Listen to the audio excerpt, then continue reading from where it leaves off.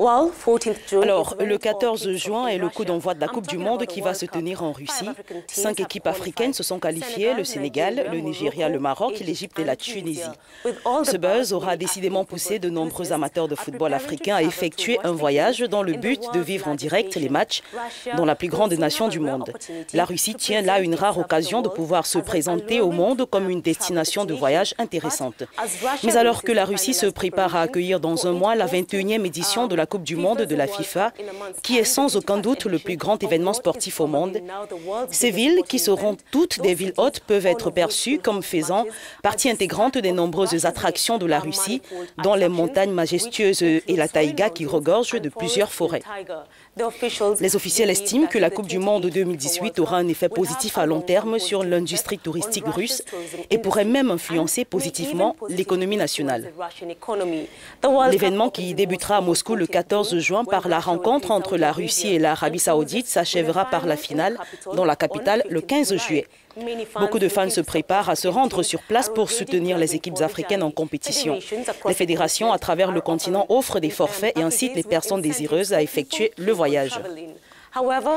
Il faut également noter que certains des fans s'y rendront par leurs propres moyens. Une de ces personnes, c'est l'Égyptien Mohamed Noufal, parti d'Égypte en avril dernier à vélo pour la Russie. Il prévoit y arriver via la Jordanie, la Bulgarie, la Roumanie, la Moldavie et l'Ukraine. Il survolera la Syrie à cause de la guerre civile qui y sévit et il évitera également l'Irak pour des raisons de sécurité. Il effectuera ce voyage en vélo de l'Égypte à la Russie pour soutenir l'équipe nationale de son pays qui prend part à cette compétition pour la première fois après 28 ans d'absence. On l'écoute. À travers ce voyage, j'espère que les gens pourront découvrir de nouvelles choses. Je parlerai de ce pays que nous, les Égyptiens, connaissons très peu. Nous accordons très peu d'attention aux pays arabes et d'Europe de l'Est. Nous en saurons davantage sur les gens et leurs traditions, voir de nouvelles choses et les montrer aux gens sur la route plutôt qu'à l'arrivée. Si c'était à propos de la Coupe du Monde, je prendrais un avion. Alors, comment trouverez-vous la Russie? Les fans de football peuvent profiter de cette occasion unique de visiter la Russie sans avoir besoin d'un visa. Les participants à cette Coupe du Monde 2018 pourront visiter la Russie sans visa du 4 au 25 juillet. C'est l'excuse parfaite pour explorer le pays au-delà du stade de football. La Russie y a fait plusieurs ajustements à sa politique de visa pour aider les fans à assister à la Coupe du Monde. Les gens auront la latitude de visiter le pays sans visa, avant, ainsi que pendant et après même la Coupe du Monde, indépendamment de la citoyenneté.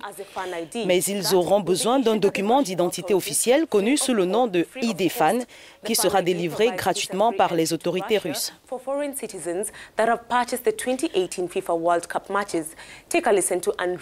On écoute. Avec la Fan ID, le processus d'entrée en Russie est devenu beaucoup plus simple. Vous n'avez pas besoin d'obtenir un visa, vous n'avez pas besoin de payer pour cela, vous n'avez pas besoin de perdre du temps dans les centres de visa de votre pays. Vous n'avez qu'à remplir un formulaire sur le site fan-id.ru et vous obtiendrez gratuitement la carte d'identité Fan. Après, vous avez juste besoin de montrer ce document à la frontière russe. Nous ne pouvons pas terminer cette rubrique sans mettre en évidence les Lions de la Teranga. Je parle de l'équipe nationale du Sénégal. Le club de supporters sénégalais du football du 12e Gendé espère se rendre en Russie pour la Coupe du Monde afin de donner un coup de punch à leur équipe nationale. Nous avons parlé à la présidente du club, Seydina Issa, qui a eu beaucoup à dire. Écoutez. Le président Macky Sall, le président de la République, a donné des instructions fermes à son gouvernement de mettre la caravane du 12e des supporters dans d'excellentes conditions de voyage et de séjour. Et en dehors aussi, il y a la colonie sénégalaise sur place et la colonie africaine qui s'organise pour vraiment constituer une force de mobilisation pour accompagner toutes les équipes africaines. Depuis que le Sénégal a eu son ticket, nos autorités sont sur le qui-vive. Ils ont pris en compte les considérations et de l'équipe nationale, et des officiels, mais aussi et des supporters. Et je pense qu'il y aura un village Sénégal qui va être instauré, qui va se charger de promouvoir la destination Sénégal et en même temps aussi mettre l'équipe et la délégation officielle concernant aussi les supporters dans d'excellentes conditions de séjour à Moscou. Tous en direction de la Russie pour la Coupe du Monde. Amusez-vous et profitez de cette opportunité pour visiter cette belle nation. C'est la fin de la rubrique Travel de cette semaine. Retrouvons-nous la semaine prochaine chez